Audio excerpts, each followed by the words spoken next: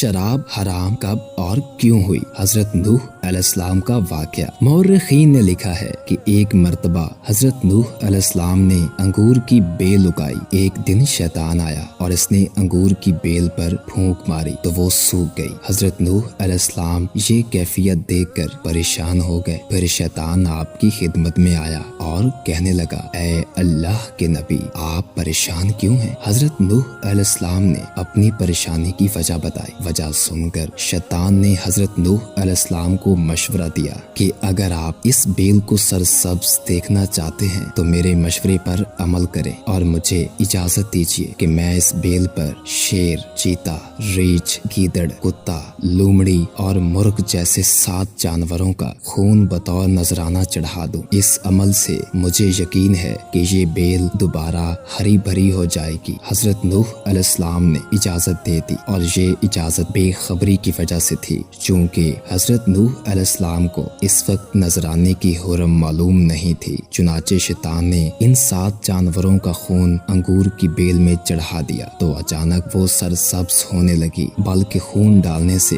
اتنا فائدہ ہوا کہ ہمیشہ بیل میں ایک ہی قسم کے انگور لگتے تھے، لیکن اس مرتبہ 7 قسم کے انگور آئے۔ اسی وجہ سے شرابی شیر کی طرح بہادر، ریچھ کی طرح طاقتور، چیتے جیسا غصہ، گیدڑ کی طرح بھونکنے والا، کتے کی طرح جھگڑالو، لومڑی کی طرح چاپلوس اور مرغ کی طرح چیختا رہتا ہے۔ اسی زمانے میں نوح علیہ السلام کی قوم پر شراب حرام کر دی گئی۔ تو دوستو، امید ہے آپ کو ہماری آج کی ویڈیو اچھی لگی ہوگی اور آپ کی معلومات میں اضافہ ہوا ہوگا۔ تو اگر آپ کو ہماری ویڈیو اچھی لگی تو ہمارے چینل کو سبسکرائب کریں اور ساتھ موجود بیل آئیکن کو پریس کریں تاکہ نئی آنے والی ویڈیوز آپ کو ملتی رہا کریں۔ اپنا اور اپنے پیاروں کا خیال رکھیے گا۔ مجھے دیجیے اجازت۔ Thanks for watching. اللہ حافظ۔